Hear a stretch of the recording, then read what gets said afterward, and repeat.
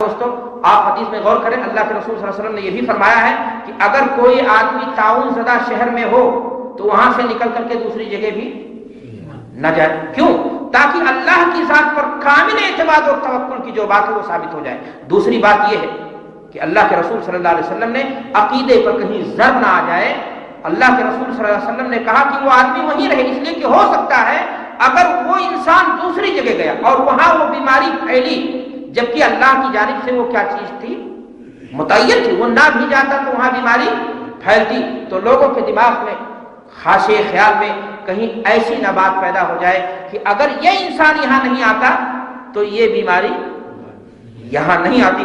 اللہ کے رسول صلی اللہ علیہ وسلم نے اس ناطے اس چیز سے بھی منع فرما دیا کہ آدمی وہاں نہ جائے۔ میرے بھائیو اور دوستو، اسلام کی تعلیم یہ ہے کہ موت کا وقت معین ہے، نہ اس سے آگے نہ اس سے پیچھے، اور یہ اختیار کس کا ہے؟ اللہ تبارک و تعالیٰ کا ہے۔ موت اور زندگی کا فیصلہ ساتویں آسمان سے ہوتا ہے۔ کسی مریض کے پاس بیٹھنے سے اگر اچانک کسی کو بیماری لاحق ہو گئی اور وہ مر گیا تو اس ناطے نہیں کہ وہاں بیٹھنے کی وجہ سے بیماری اس کو چڑھائے، اور اگر وہاں نہیں جاتا تو موت سے کیا ہو جاتا ہے؟ وہ نجات پا جاتا۔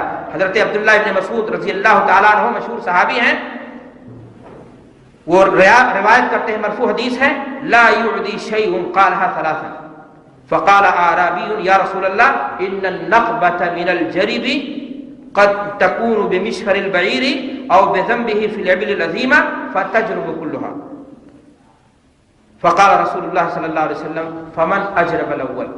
عبداللہ ابن مسعود رضی اللہ تعالیٰ عنہ فرماتے ہیں کہ اللہ کے رسول نے فرمایا کہ کوئی بیماری کسی کو بذات خود مؤثر کرے، بیماری کے اندر یہ صلاحیت نہیں ہے۔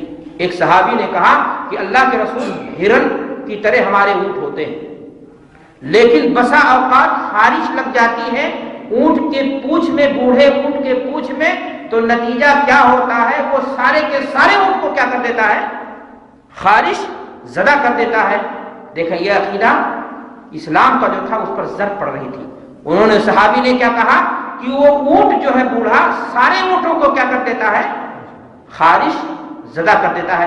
اللہ کے رسول صلی اللہ علیہ وسلم نے فرمایا کہ اگر وہ بوڑھا اونٹ تمہارے ہرن جیسے اونٹوں کو خارش زدہ کر دیتا ہے، نقصان پہنچا دیتا ہے، تو سوال یہاں پیدا ہوتا ہے فمن اجرب الاول، کہ پہلے کو خارش زدہ کس نے کیا؟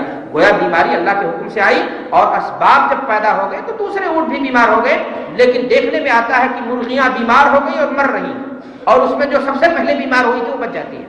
اس کو موت کیوں نہیں آئی؟ یہ اللہ کی مرضی تھی اور اللہ کا حکم تھا، اس ناطے اس کو بیمار۔ تو موت اور زندگی میرے بھائیوں اللہ کے ہاتھ میں۔ ایسا عقیدہ رکھنا کہ ہم کسی بیمار کے پاس جائیں گے تو ہم بھی بیمار ہو جائیں گے، یہ سراسر اسلام کے خلاف عقیدہ ہے۔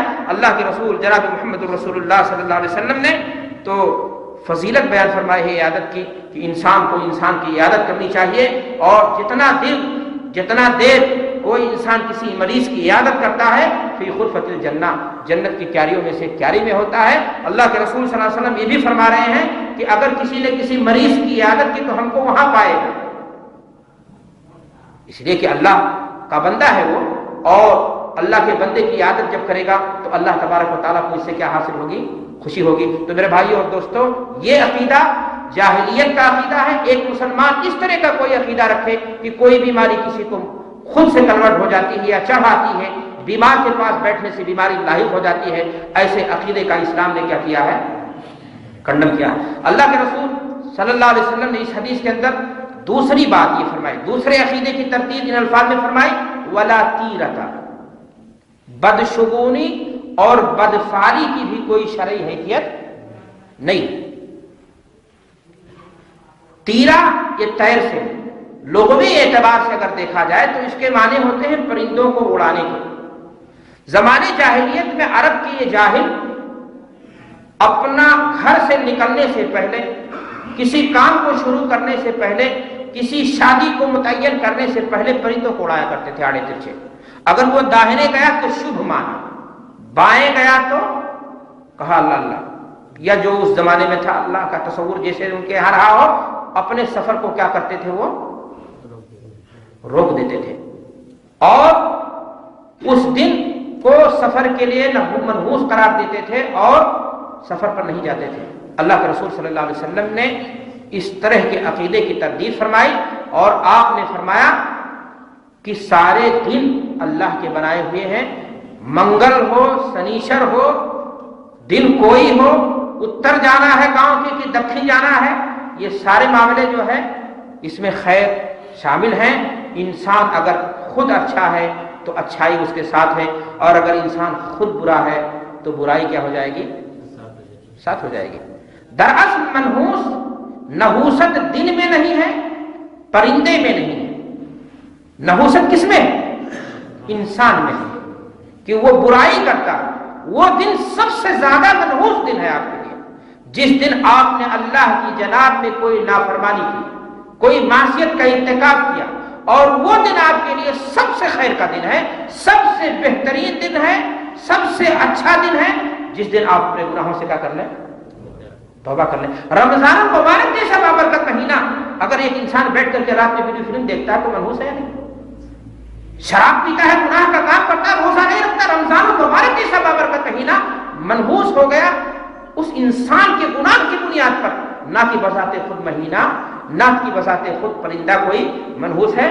ایسا کچھ عقیدہ رکھنا یہ غلط ہے۔ اور میں نے آپ سے کہا کہ یہ معاملہ زمانے جاہلیت کے مشرکوں کا صرف پرندوں ہی تک محدود نہیں تھا، انہوں نے انسانوں کو منحوس قرار دیا، انہوں نے ماہ و سال کو منحوس قرار دیا، اور اس کی تفصیل انشاءاللہ بھی میں بیان کروں گا کہ سفر کے مہینے کو جیسا کہ میں نے عرض کیا۔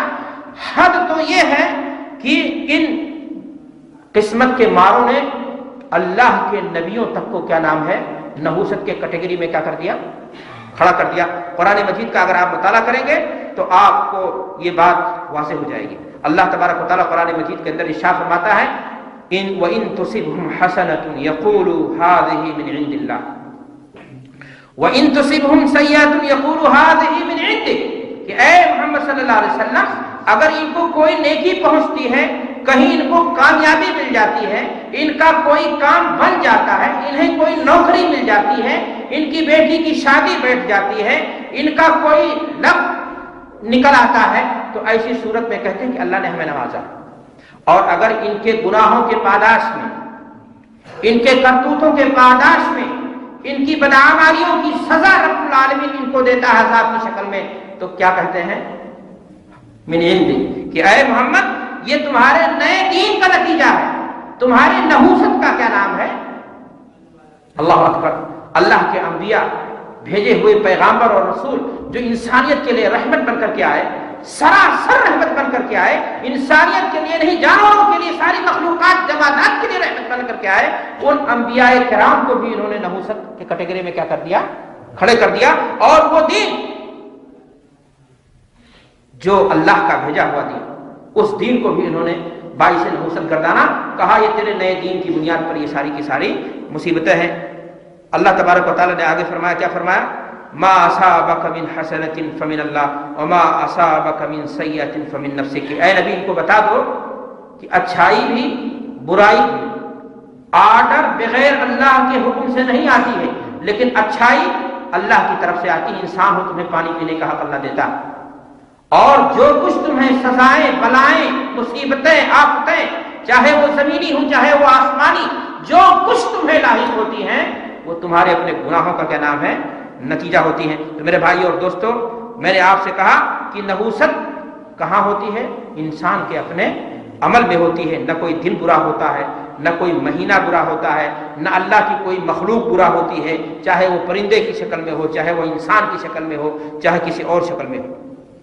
سورہ یاسین میں اللہ تبارک و تعالیٰ نے اس مسئلے کو اور واضح کر دیا، کہا طائرکم معکم، تمہاری پریشانیوں کی وجہ نبی بتا دو ان سے، تمہاری نحوست کی وجہ ہم نہیں تم ہو، تمہارے برے